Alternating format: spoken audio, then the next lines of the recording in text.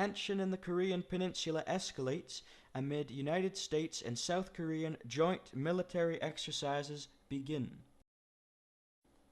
All eyes on North Korea as war rhetoric escalates. Over the past week, newspapers in South Korea have turned Pyongyang's threats into front-page spreads. Its promises of preemptive nuclear strikes, all-out war, and withdraw from the 60-year-old armistice agreement that ended the Korean War.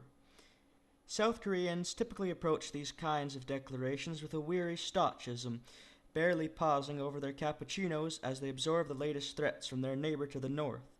This time, however, the atmosphere in Seoul is a little more anxious.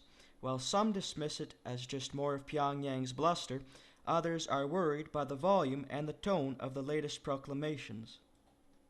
That goes for older South Koreans in particular, say some. Young Koreans are very desensitized, one friend told me. If it enters their heads at all, it dissipates very quickly, replaced with the latest celebrity gossip. But the older generations do feel differently on security issues. I don't care about the issue until now, said another, but I do worry this time around. The young North Korean leader is not strong, and I don't trust the new government here in the South. Even South Korea's unification minister admits the mood has shifted. Overall, there's a heightened sense of alert this time, a spokeswoman said. Not just because of the more belligerent rhetoric coming from Pyongyang, but because of the actions accompanying them. Its apparently successful nuclear test in February and the fresh United Nations sanctions imposed on it this month have all added to the sense of tension on the peninsula. Joint military exercising taking place in the south this month between the United States and South Korean forces have also antagonized the north, just as they do every year. The secretive communist state is due to begin its own large-scale military drills later this week.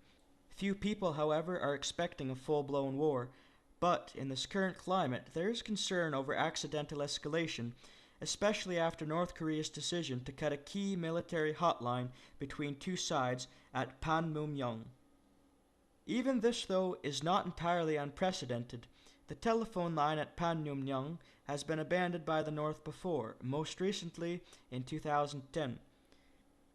The year before that, it also announced its withdrawal from all joint military agreements involving the South, and analysts point out that an alternative military communications line used to monitor cross-border workers at the Kaesong industrial complex remains open.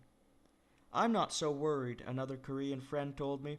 Even though they have cut the hotline, I see their rhetoric as a plea for direct negotiations with the U.S., rather than a war with them.